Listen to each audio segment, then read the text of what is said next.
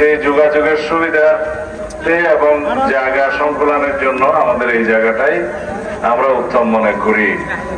এটা ভবিষ্যতে বহুতল ভবন নির্মাণের মধ্য দিয়ে এবং বিএনপি সহ অন্যান্য সংগঠন সবারই ঠিকানা এখানে হবে।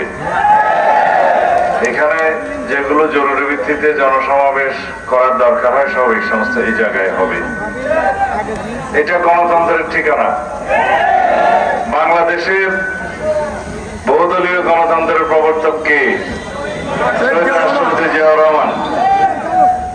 তিনি গণতন্ত্রের রক্ষক ছিলেন এবং গণতন্ত্র রক্ষা করতে গিয়ে, স্বাধীনতার সার্বভৌমত্ব রক্ষা করতে গিয়ে তিনি শাহাদত বরণ করেছেন। তিনি সম্মুখ সমর করে বাংলাদেশের স্বাধীনতা যুদ্ধের ঘোষণা দিয়ে সম্মুখ সমর করে স্বাধীনতা যুদ্ধে তিনি জয়লাভ করে বাংলাদেশের স্বাধীনতা ছিনিয়ে এনেছিলেন, বিজয় অর্জন করেছিলেন। তিনি 1975 সালে আবার যখন স্বাধীনতা সার্বভৌমত্ব হুমকির মুখে পড়ে তখন বাংলাদেশের এই গণমানুষের সিপাহী জনতার বিপ্লবের মধ্য দিয়ে আবার বাংলাদেশের স্বাধীনতা সার্বভৌমত্বকে রক্ষা করেন।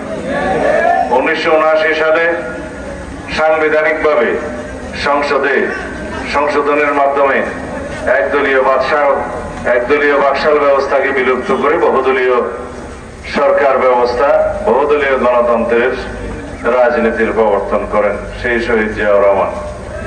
তারপরে দেশনেত্রী খালেদা জিয়ার দীর্ঘ আন্দোলন সংগ্রামের মধ্য দিয়ে সামরিক স্বৈরাচার বিরোধী সংগ্রামে তিনি জয়ী হলে আবার 1991 সালে বাংলাদেশের সংসদীয় পদ্ধতির, সরকার পদ্ধতির, বহুদলীয় গণতন্ত্রের আবারও অগ্রযাত্রা শুরু হয়।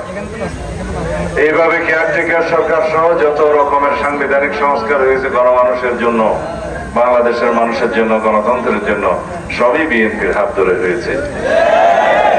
আর আওয়ামী লীগ বাংলাদেশের সবসময় গণতন্ত্রকে হত্যা করেছে, এখন একতন্ত্রকে প্রতিষ্ঠা করেছে, একদলীয় সরকার ব্যবস্থা, একদলীয় রাষ্ট্র ব্যবস্থা কায়েম করেছে এবং বাংলাদেশের মানুষ গণ অভ্যুত্থানের মধ্য দিয়ে সেই ফ্যাসিবাদী ফ্যাসিস্ট শক্তি আওয়ামী লীগ এবং তার নেত্রী শেখ হাসিনাকে বাধ্য করেছে বাংলাদেশ ছেড়ে পলায়ন করতে।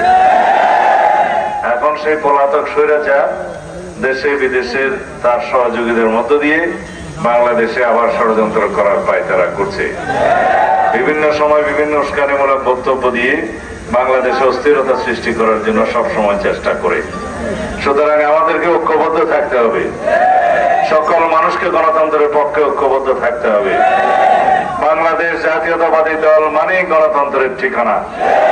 শহীদ রাষ্ট্রপতি জিয়াউর রহমান জিয়া উদ্যানে শুয়ে আছে, এই গণতন্ত্রের রক্ষা কবচ হিসেবে বাংলাদেশের গণমানুষের নেত্রী দেশনেত্রী বেগম খালেদা জিয়া বাংলাদেশে এখনো জীবিত আছে এবং এই গণতান্ত্রিক সংগ্রামে, ফ্যাসিবাদ বিরোধী আন্দোলন সংগ্রামে চূড়ান্ত নেতৃত্ব দিয়ে আমাদের নেতা বিএনপির ভারপ্রাপ্ত চেয়ারম্যান জনাব তারেক রহমান আবার ফ্যাসিবাদ বিরোধী সংগ্রামে জয়ী হয়েছেন। আমরা সবাই তার নেতৃত্বে আন্দোলন সংগ্রামের মধ্য দিয়ে বাংলাদেশকে ফ্যাসিবাদ মুক্ত করতে পেরেছি এবং এই ফ্যাসিবাদ মুক্ত বাংলাদেশে আর কখনো যাতে ফ্যাসিবাদী জন্ম না হয়, কোন ফ্যাসিস্ট শক্তির জন্ম না হয়, কোন গণতান্ত্রিক শক্তির জন্ম না হয়, সেজন্য আমরা গণতন্ত্রের চর্চাকে এগিয়ে নিয়ে যাব।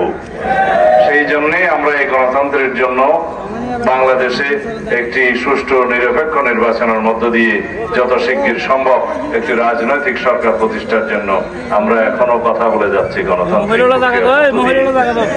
সবাইকে সাথে নিয়ে, সমগ্র বাংলাদেশের জনমানুষকে সাথে নিয়ে এই দেশের গণতন্ত্রকে একটা শক্তিশালী ভিত্তির উপরে দাঁড় করাতে হবে। তাহলে পরে আমাদের সন্তানরা যারা রক্ত দিয়েছে এই গণ অভ্যুত্থানে, যাদের আকাঙ্ক্ষা ছিল, যে সমস্ত শহীদের রক্তের আকাঙ্ক্ষা ছিল, এই দেশের মানুষের সমস্ত অধিকার প্রতিষ্ঠা হবে, গণতান্ত্রিক অধিকার প্রতিষ্ঠা হবে, সাংবিধানিক অধিকার প্রতিষ্ঠা হবে, ভোটাধিকার প্রতিষ্ঠা হবে এবং বাংলাদেশে একটি বৈষম্যহীন সমাজ ব্যবস্থা প্রতিষ্ঠিত হবে। সেই সমস্ত শহীদের রক্তের আকাঙ্ক্ষাকে আমাদের বাস্তবায়ন করতে হবে, পূরণ করতে হবে। এই আমাদের অঙ্গীকার। এটা বেকুয়া উপজেলার গণতন্ত্রের ঠিকানা। বাংলাদেশের গণতন্ত্রের ঠিকানা কি? শহীদ রাষ্ট্রপতি জিয়াউর রহমান প্রতিষ্ঠিত বাংলাদেশ জাতীয়তাবাদী দল।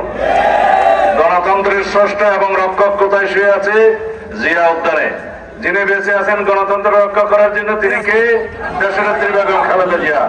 যিনি ফেসিবাদ বিরোধী গণতান্ত্রিক আন্দোলনে নেতৃত্ব দিয়ে এই দেশকে ফেসিবাদ মুক্ত করেছে, গণতন্ত্র প্রতিষ্ঠা করেছে, তিনি কে? আমাদের নেতা জনাব তারেক রহমান। ঠিক আছে, সবাইকে ঐক্যবদ্ধ রাখতে হবে, মানুষের কল্যাণে কাজ করতে হবে, যে সমস্ত লোকেরা মানুষের অধিকার খর্ব করে তাদেরকে রুখতে হবে। আসসালামু আলাইকুম রহমতুল্লাহ। খোদা হাফিজ। বাংলাদেশ জিন্দাবাদ, বাংলাদেশ জাতীয়তাবাদী দল জিন্দাবাদ, শহীদ জিয়া অমর হোক, বেগম খালেদা জিয়া জিন্দাবাদ, আমাদের নেতা জনাব তারেক রহমান জিন্দাবাদ।